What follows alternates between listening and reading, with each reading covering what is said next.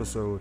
Anthony's back. Yeah, he left me, man. I was all lonely. Yeah, I was transporting things down to Tijuana. Damn it. I don't want to say anymore. Okay. Well, I had to do it on my own. It sucked. Glad to have you back. I missed him. I did. I missed you, man. I saw your post of you just relaxing in the backyard while I'm in LA traffic. What was the? No, the one I did put up today was at headquarters. Cause I saw did one you see with that? the yard that was great. I saw the headquarters one with the P sidewalk. That was fun. Yeah, but it made you kind of miss that, being able to spend Thursday afternoon just hanging out, just hanging out. No, but I'll be back soon. You know, sometimes you got to take a hiatus and go make some money and then get back to the things you love. No, very true. Yeah, I haven't been training much. Went down there today to train, but I took it easy, man. I didn't know what I was going to be able to do. I said at the start, I told Eddie, I was like, I might not even be training, I might just be watching. But luckily, dude, my knee's feeling awesome, man. I think all it was that it had been knocked out of place and strained, and since it's been put back in with the acupuncture, with the float therapy, like, dude, I'm feeling awesome. And Dr. Holland, I know we keep going back to that, but that's so awesome that Dr. Holland can really get in there and do that as a chiropractor, you know? Yeah, otherwise, dude, I wouldn't have been able to bend it. Like, it was killing me.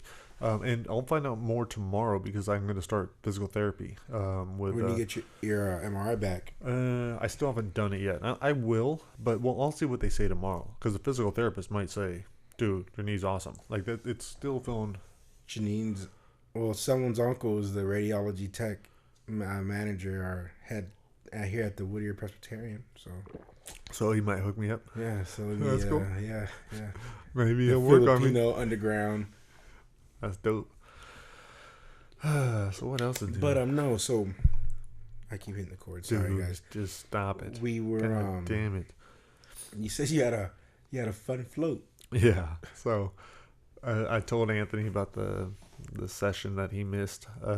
He not only was he not able to go float with me, but then he didn't hear all about it. So I filled him in today, and we were talking about all the crazy shit that I think about, and all the time. And I think I was cool telling you because I guess that you have lots of those same thoughts. And yeah. So, but you said you didn't get them at that early of an age. No, I was surprised, man. You were saying like 6, 7, or even 5, maybe. Yeah. Now some of them were similar. Like, I'll just be honest, like, you know, little boys and sexual things and looking at women's boobies or whatever. Anyway, like, that was similar, but then yours got pretty deep, and I was just like, I don't know if I could think of those scenes or graphic scenes at that young. I don't know if I was watching those kind of movies yet, or so it was just interesting. At 7 or 6, you were deep. I don't know. Yeah, dude, I don't know at what age I started thinking about all that stuff. Like, but it was constant. It'd be all the time. Whatever I was doing, it was either playing army or killing something or whatever. Seeing demons. No, not really seeing them. Never had that happen. Never saw ghosts. No Sixth Sense, none of that. Dude, even though my friend that lived right next door like swore up and down that they had ghosts, and everyone in his family said it, and I can't say it. I felt some weird energy, but I don't even know what that is, what that means, you know. Yeah. No, the mind's a crazy thing, but yeah, when I was in the float tank, dude, yeah, you can't see anything, you don't know what's up, and then I told you I was just putting myself through all these different deaths, and just thinking, I was like, man, if this was what death was, is just having just your mind and nothing else, I was like, I don't want it. And I've had that thought too, like that, it just being in your mind, and we talked about it earlier, but mine is like being scared, like buried alive, being in a coffin-sized box, and you're just there until you go, and just being in your mind. Yeah, it's dark and with your own thoughts, and yeah, I don't know, that's crazy to me. Super scary, dude. I think that's, you and I were talking outside about like where the ideas for the horror stories come and what kind they are. But dude, I think they just shit, who knows where they come from. I mean, I think it's just all my nightmares, and then it's pieces of everything that you've already seen, everything that you've taken in, whether it's through like all the Stephen King that I read. I was just gonna say Stephen King books. And I mean, that's what I read almost everything he had up until like 10 years ago. And also, more in your teen years, your music. right? Yeah, yeah, That was yeah, big. yeah, yeah. That was big for Crazy you. music, dude. I loved heavy metal, and at that point, like the most extreme you can get to, and anything about death and killing, and I was a huge Slayer fan. So yeah, I think all that influenced me, or just gave me more of what I already had. Like who knows? And maybe who knows? Maybe I had elevated testosterone too. Who knows? Like, even though I wasn't a big kid, Mm-hmm. that could have been an issue. Hmm. But yeah, I don't know where all the dark stuff came from. Like Well, I was watching Twilight Zone probably at a young age, and that was kind of scary.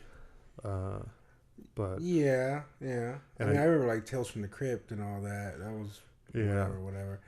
But you said you were like playing army games and all that really, really young and early and yeah super. Like, I used to was do. I think was it GI Joe that really like took maybe it there and maybe like maybe yeah, maybe that's what did it. No, like yeah. So I loved GI Joe. Like I collected them, played with them all the time. We'd always everyone be, did, yeah. but we'd always set up like big battles, and our battles were huge. Like it would take up the whole living room. Like we would have just a line, and the battle would take like a Three day. boys though, right? All Yeah, three of you, yeah. yeah, but we would have like set rules. Like this guy can move so many spaces, and this guy, and they can shoot this. And Damn. because my older brother would set it up, and he's a genius, and he used to be into war games, and so he got me into those. And so I used to love to strategize, and I don't know, that kind of stuff always interested me. Because we were talking about how after college, I was going to go into the Marines, Yeah. and luckily at the last minute, I was able to get out of it, and I went on to fighting, and that was just so much better. Even though you're the one who said that, you said, yeah, fighting ended up being so much better for me, because I always looked at fighting like I was a waste of my time. I wasn't any good at it. I sucked. It would have been better if I didn't do it, because maybe now I have, maybe there's some memory loss. You, Maybe there's going to be some problems in the future. But I don't look at it that way anymore, man. After I was like, you know what? If I hadn't done that, yeah. I wouldn't have gone on this journey. I wouldn't have gone back and met all these people. And just the number of people alone, like the different martial artists I've met, and just great individuals I met from training with them, and all these people, I would never have talked to them in my life. And just what you avoided, not signing that paper. Oh, Because yeah. you would have done great. You would have Yeah. been awesome, and you would have got so much praise, and your mind would have been warped into. I'm sorry, I'm not sure if warped the right word, but you just would have. I would have been amplified. Yes. Yeah, yeah. Yeah. After talking with you about everything, and Yeah. 'cause, dude, I was already all gung ho, 100% gung ho, and I had a death wish. Like I wanted to do violence. That's what another fighter I had interviewed up north, David Mitchell, he had said he was going to go into the military, and because he had the same kind of self-esteem problems and just like anger built up inside, and yeah, he said he wanted to go in because he just wanted to do violence. And I say it all the time. People want to bash the service, and it might sound like I do sometimes, and I have my own issues. I'm sure everyone does, but some people need to be there. It's like some people need to be incarcerated. Some people need to be police officers, firefighters. So we need people to be in the service. We need troops on the ground to do. We need Tim Kennedys. We need all those guys, because I don't know. There's a certain breed that is attracted to that, just like fighting, just like any other sport. But yeah, like you said, amplified. You're. I don't know. I don't know how guys can get out after 20 years and 6 tours and just ribbons and stacked, and then they get out and you're no longer Sergeant Commander Gunny so and so. You're just Mr. Tullius. yeah, And it's like, I have buddies going through it right now, working at tire shops, working at Costco's, and and people don't know that they're 2-time deployed, pulled this person out of that thing, and man, just crazy shit. And they're just at Costco ringing up toilet paper. I don't know how the fuck that, it'd be bad. So especially with you and your imagination and be so creative and being amplified that much, man, I would say you definitely dodged the bullet. yeah. No, I'm very glad things worked out the way they did. But yeah, man. What else? You were asking. Oh, you also asked me about with ideas. Like, is it hard to go from one idea to another? Is that what you were asking? Yeah, because you're working on so many books. You got Unlocking, and you have this idea and that idea. I'm not gonna give anything away, but you got a lot of things cooking. A lot of pots in the fire. Yeah. I don't know what the saying is, but I got what you're. I know where you're headed. At the start, was like, is that the right saying? I don't even know. I always fuck those up. Um, Got a lot of but forks in the fire. No, but yeah, if it's hard to, do you have to stop and say, okay, this whole month is dedicated to ABC, and then next month is XYZ? you know what? I used to think that, yeah, and then there's probably so many theories, and then I rationalize so much shit. So I don't know. Who knows what the best solution is? But like usually, I told myself, okay, with unlocking, I would go for a while and I would set a deadline of like, okay, when I hit this point, then I'm allowing myself to work on this for a bit. Um, and so I kind of stayed with it, but then recently that short story came to me, Safety First. I just finished that up. So I was working on both things at that point, but it's like the focus right then was on the short story, the fiction. But no, yeah, I'm trying to stay. It's hard. I try to force myself to stay with unlocking. I'm on the final chapter right now. And then I got to go through a massive edit, which is what I'm going to do when I go to South Dakota. Mm-hmm. But no, I want to go into fiction, man. I want to jump back into that. Try Not to Die on Brightside. Like that's the next on the list. But then Ain't No Messiah, which is like a full length novel, and I just don't need to do that much more on. Like I got to do that too, but so it's hard to balance that. It's hard not to try to jump into one of those right now. But I know if I jump into one of those, then I'm not going to do unlocking. But And you're enthusiastic about all of them. You're eager to get started on them, or is there one Yeah. where you're like, I can't see that one Oh for me no, man! I would do it. I could jump on anything right now that I have. I would love to. So, yet? That's cool. and lots of them are really developed. Like Ain't No Messiah. I mean, there was a whole first draft. I know what I need to write to make it better, Mm-hmm. to fill it up. And it's not that much, and that's part one of a 5-book series. And book two is already like halfway done, and that's like a fun thing. That's gonna be a fun one to write. Are you categorizing this in your head? Or you Oh, I you have got a it. little sketch Yeah, stuff no, upstairs I and got- like yeah. little. Okay. No, I got everything. I got a whole spreadsheet of all the shit that I got and how many words are on each one. And there was one project I started, Woman with a Gun. I wrote 3 short stories, but it was going to be about this woman going across the country. All kinds of crazy shit happens to her, Mm-hmm. and it was interesting. But I was like, nah, I realized, like I'm never going to finish it. And when I start my the tattoo on my back, I'm going to start writing that fantasy novel, based off the characters on my back, which is, I mean, it's not based off of them. Are you The ones writing on it my back, I as mean. you're getting done? Just Yeah. like, Yeah, it's gonna be. that should put some crazy influence into it. Yeah, That's so yeah. crazy. No, I'm gonna write the torture scenes because I already know there's a couple of torture scenes, and so I'm gonna do the torture scenes while I'm getting tattooed. Nice. That's So, nice. Yeah, That should really bring out the characters. yeah. Maybe I'll have a bunch of yerba mate right beforehand too. I probably will. It gets my brain going. That's crazy, man. Do you have your favorites, or you're just like, all right, is it apples and oranges? What I would like to write, or Yeah, of all the things you got in your head right now. oh no, for sure it wouldn't be nonfiction. It wouldn't be about MMA. Not that. No, dude, I love all these guys and whatever else. I don't like writing nonfiction. I don't like having to watch video. I don't like having to fucking like watch video several Research times and yeah. research and yeah. In the way I have to put it, I was like, I'd rather just. And maybe that's the problem with unlocking. I didn't really see it as the full story. So when I'm editing it, that's probably what I'll do. I'll probably take what I have now, which is this individual snapshots of each chapter of each like little journey I went on, and I'll kind of weave it into a story.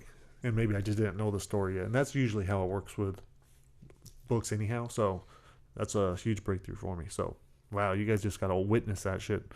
Don't you wish we had video? You're welcome. Yeah, You're welcome. That's what I do here at the fucking Oprah / Fighter and the Kid / Unlocking podcast. See, and We might get sued for that, but actually. and what's Apparently. yeah, don't say that. Yeah, no. He was just joking. Yeah. Um, I love you, Oprah. so that's cool for me to realize, but at the same time, when I'm thinking about that, I'm like, oh, I just got to merge it into a story and how to tell. I'm like, fuck, how much work is that going to be? Like as far as like how much do I have to edit? But you're gonna have. Are you gonna keep having your pops help you out and? Yeah, they're.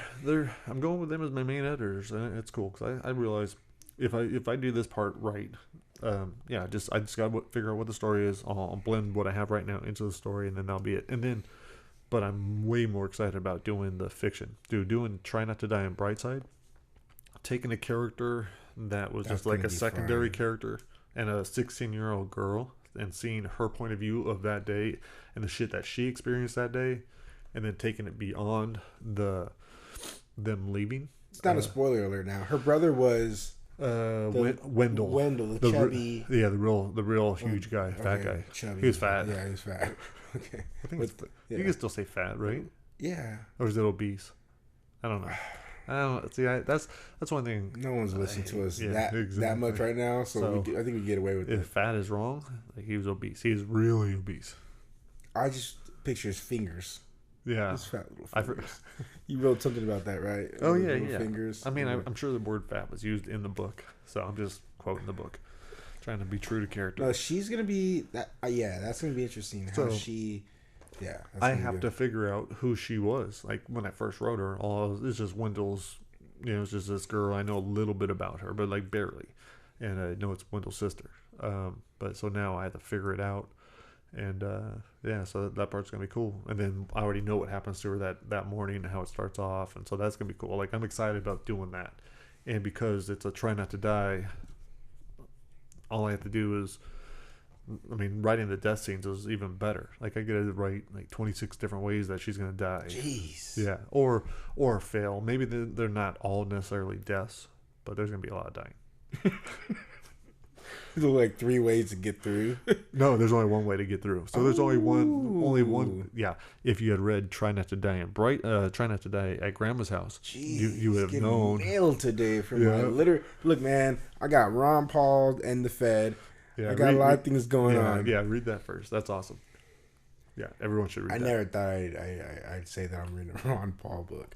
Yeah. But his abortion stance is not bad. Well, we should, if you ever want to, man. I think that'd be good. There's I forget how many different things there are, but we could read it and we could talk about how we feel about each one. If we want ratings, we should do that because we're going to piss a lot of people off. Well, yeah, because half the people are going to disagree with you. But you know what? Fuck it. If people can't look at their own stuff, and that's the only reason I would want to do it. I was like, because we could look at our own reasons, and see whether or not those reasons are even true anymore. Because I think we do that. We're like, that's a good point. I believe this because that's what I believe, and because I've been doing that shit because I heard from my parents and I heard from people here. Are like that, and then you can't let it go because that's just what you believe. So anything that even if something makes sense, like, dude, you just shut down. You can't accept it. It's like nothing challenged. Like, you're right. So it'd be good to look at that. We also should. We said we're gonna go back through Brightside, and I'm actually probably skim through it and give you a few questions, but we'll see. Yeah. We say a lot of shit we don't do. Dude, I do that all the time. Dude, that whole thing I had about I was gonna write down my goals, and I was gonna do so many pull-ups, and then I was gonna do so many push-ups, and But sorry, that was loud. Yeah, that was really loud. It was almost a burp. We did the podcast.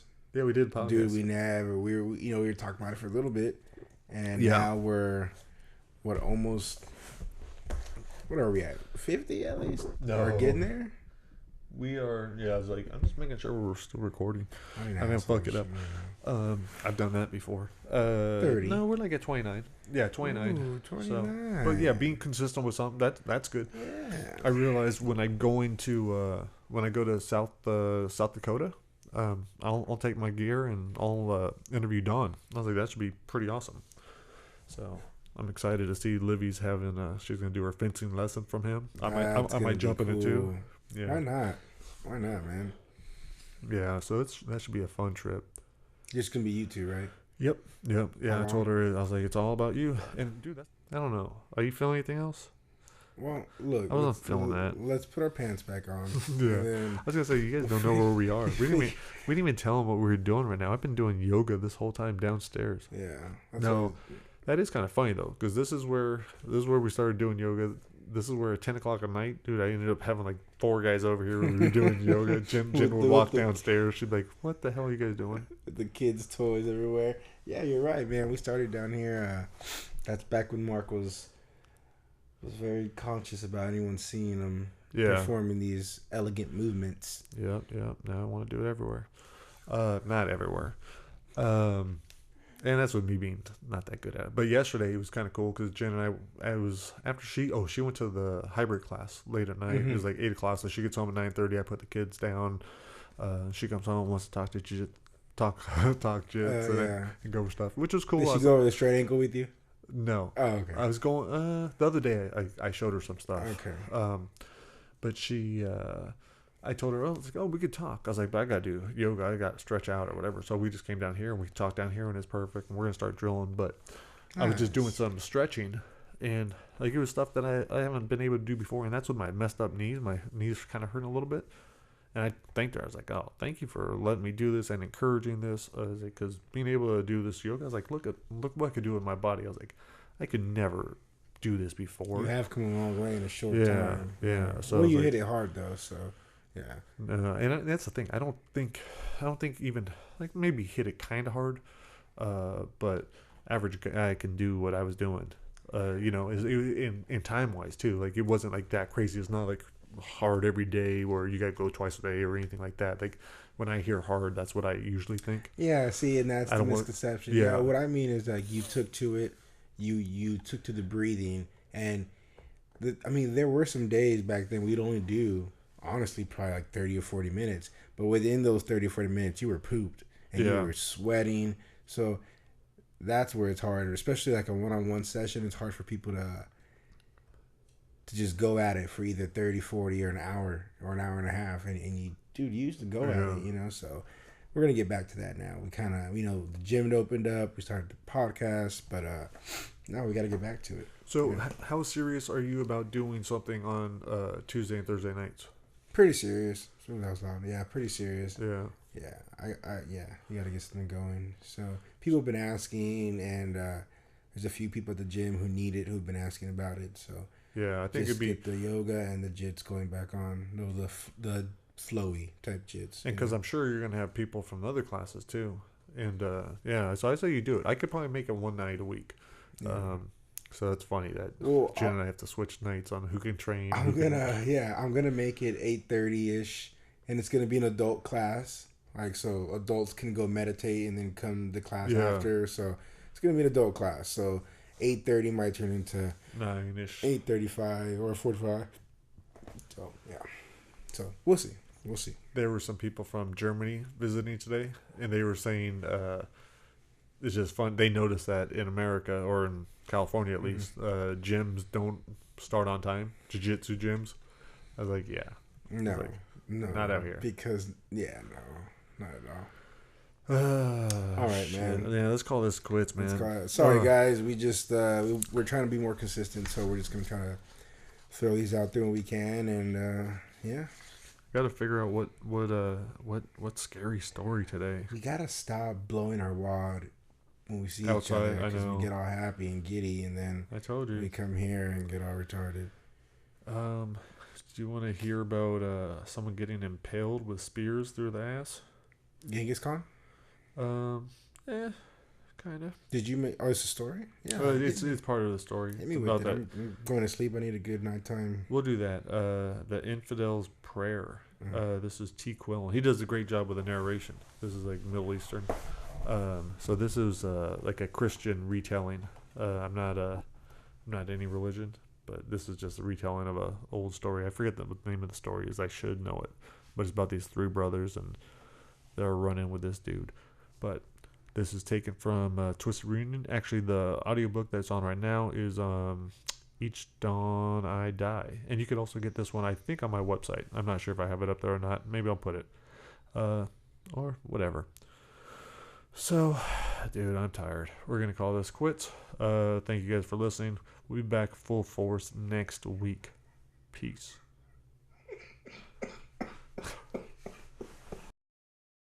The Infidels Prayer. Amir signed his name to his latest decree, folded it in thirds, dipped his seal in the calf's blood, and turned his wish into law. Pleased with himself, he sat the letter at the corner of his desk and turned his attention to the cheap television in the corner of his cramped, windowless room. For 2 months, he'd been trapped here behind the gates. The Americans had gotten too close. He could no longer be seen in public, no longer walk the town square to give coins to the children or to taste the Lady Cabrera's dates or cherries. A loud knock at the door sent Amir to his feet. It was only 10 o'clock, and he had given orders not to be disturbed until lunch.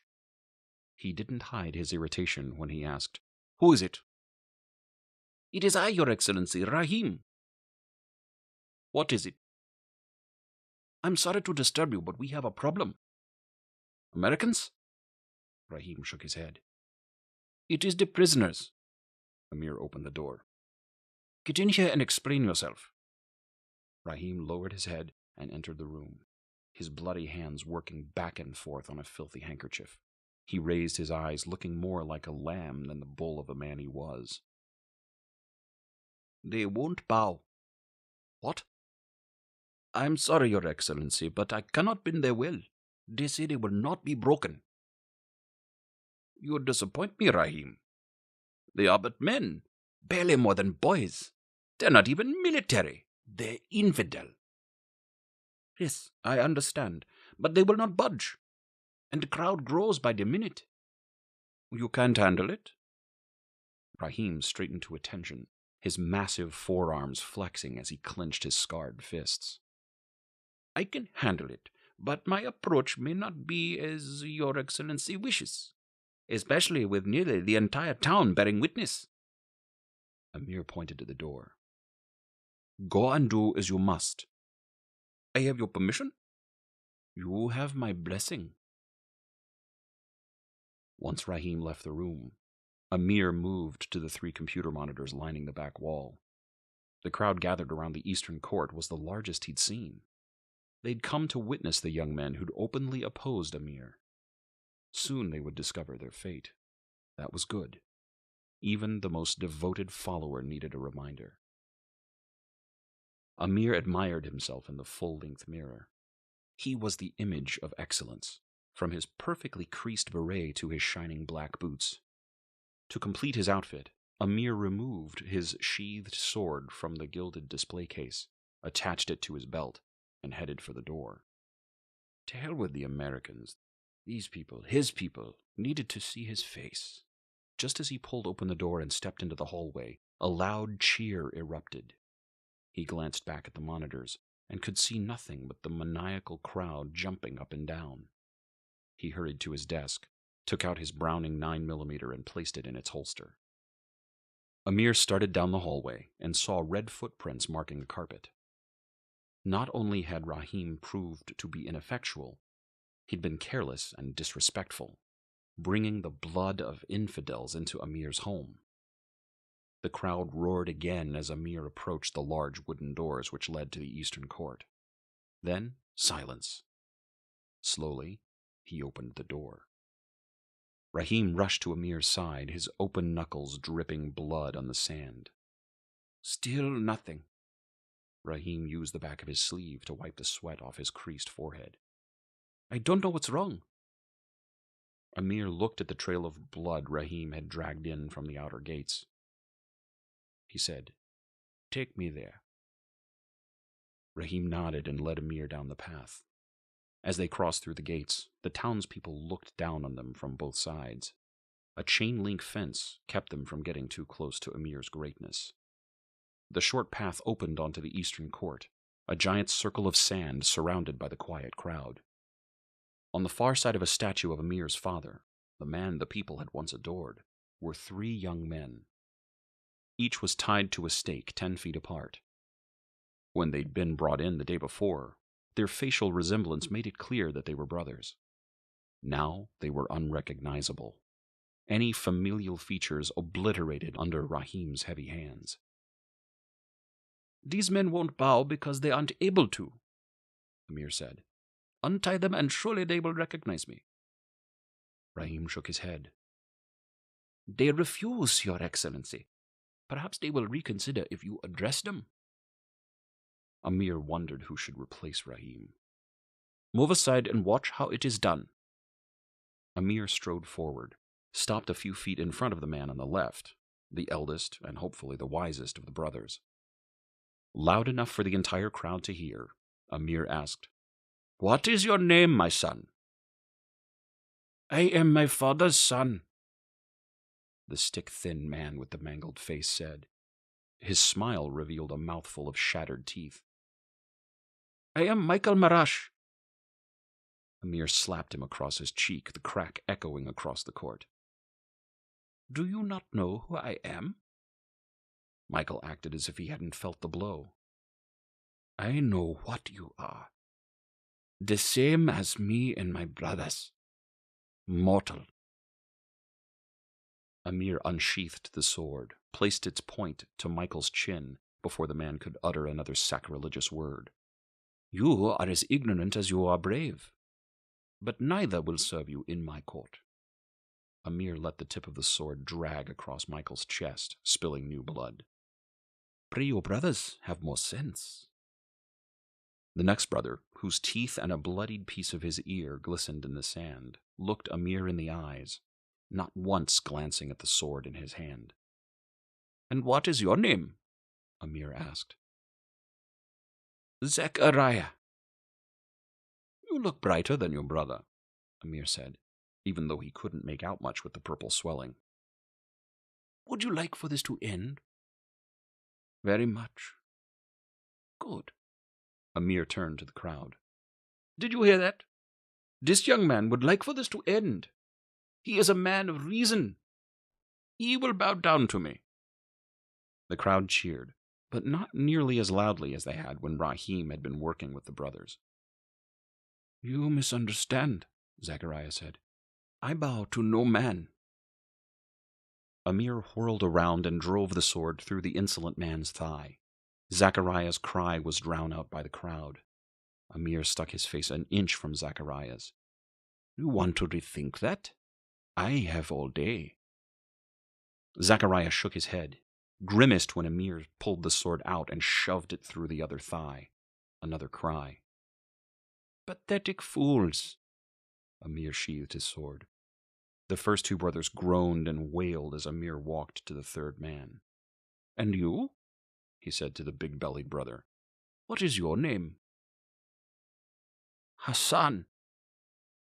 Amir took the 9mm from his holster and made sure Hassan saw it.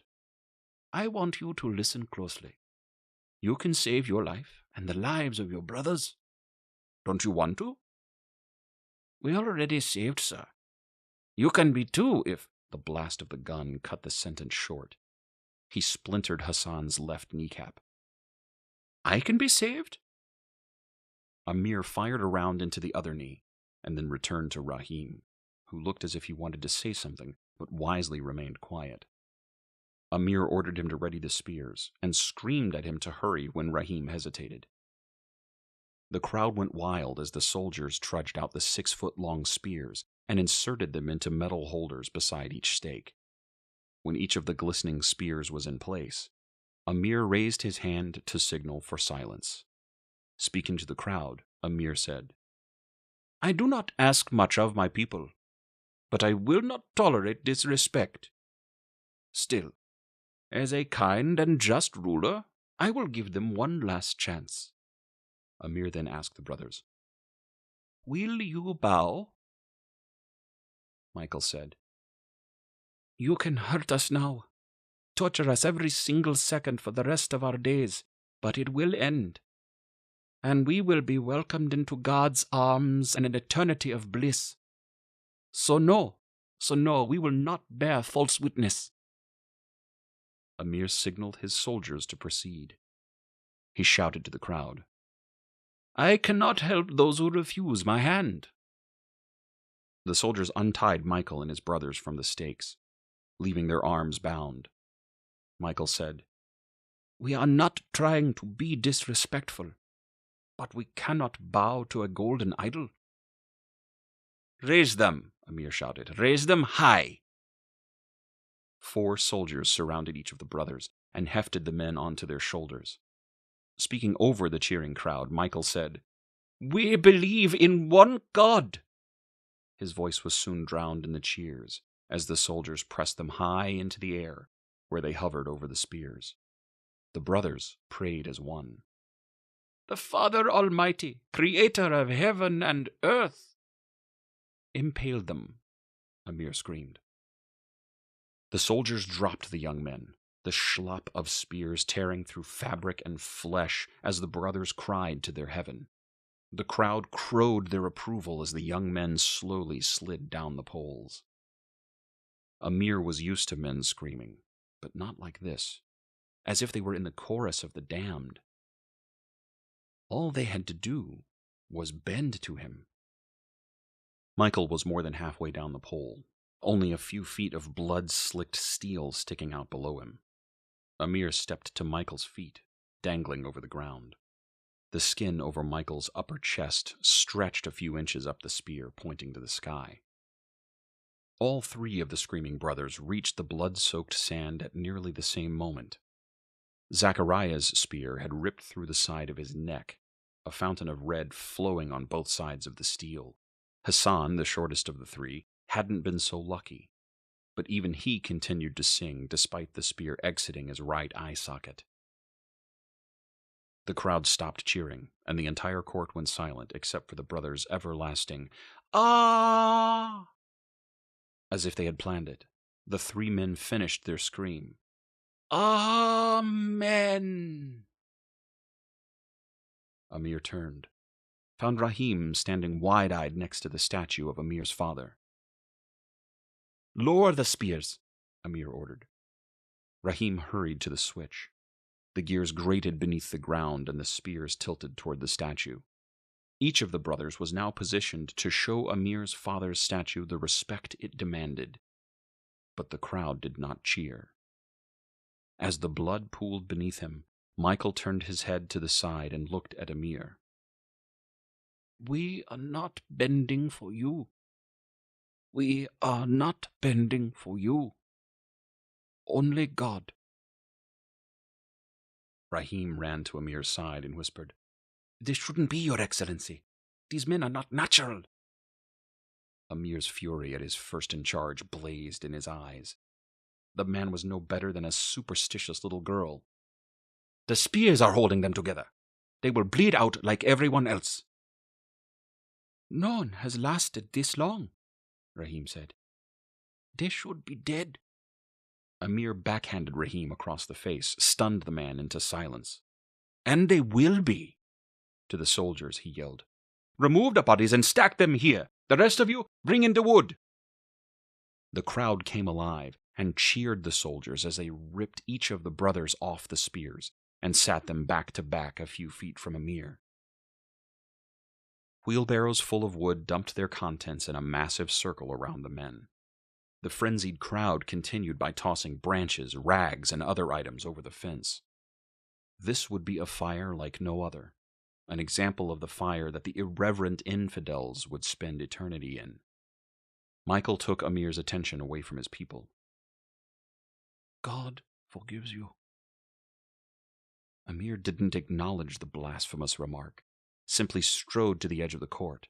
He pulled Rahim to him and said, "Douse them in gasoline." Rahim picked up the can by the entrance and walked to the brothers as branches continued to rain down.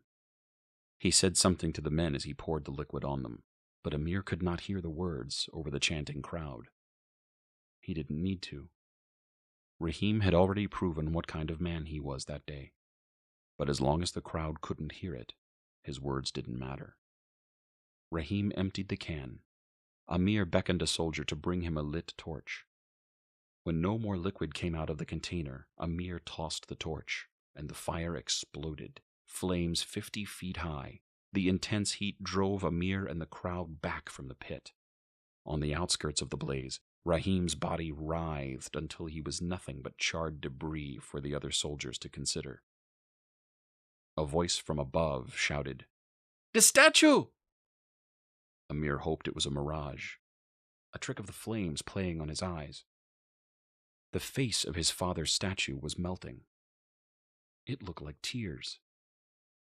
"It's titanium," he said, wondering if the sculpture had lied. "It can't melt." But the tears continued to drip down his father's cheeks. Amir ordered his men to extinguish the fire. Buckets of water sizzled over the flames when the singing began. The song was an Infidels Prayer. "Stop that!" Amir shouted at the crowd, disgusted that anyone would dare cross his decree. The flames continued to grow, and the singing grew louder. Amir turned to his nearest soldier and said, "Take all the men you need and find those who are singing. Toss them into the pit." The soldier stood staring at the fire and pointed. "From in there. There, in there." Amir pushed the confused soldier away. He shielded his face from the bright white heat. The statue was gone, a silver puddle spreading across the sand. The song continued, growing louder as 3 shapes appeared. Amir yelled to his men, "They're demons! Send them back to hell!" Most of the soldiers ran. Those who stayed threw down their weapons. Amir fired a round into the closest coward's head. "Kill them!" Amir yelled, aiming his pistol at the brothers in the flames. He fired. The round struck Michael's forehead. Amir fired again and again, emptying the gun into the flames. He threw the useless pistol at the figures and pulled his sword, waving it in front of him. Stay back, devils! Go back to the depths of hell, please!" Amir tripped and scooted backwards on the sand. "I am sorry," he said to the fire. "Forgive me, please, please!" He pulled himself forward and bowed his head. He recited the Infidels Prayer. Each word he had banned from his city. He prayed with all his heart and begged the one God to have mercy on his soul. When he opened his eyes, he saw Rahim's charred body before him. He saw inside the flames. The brothers weren't alive. They weren't singing. They were dead. Amir looked at the ring of soldiers, realizing how crazy he probably seemed. He wiped the tears from his face and saw his men training their weapons upon his chest.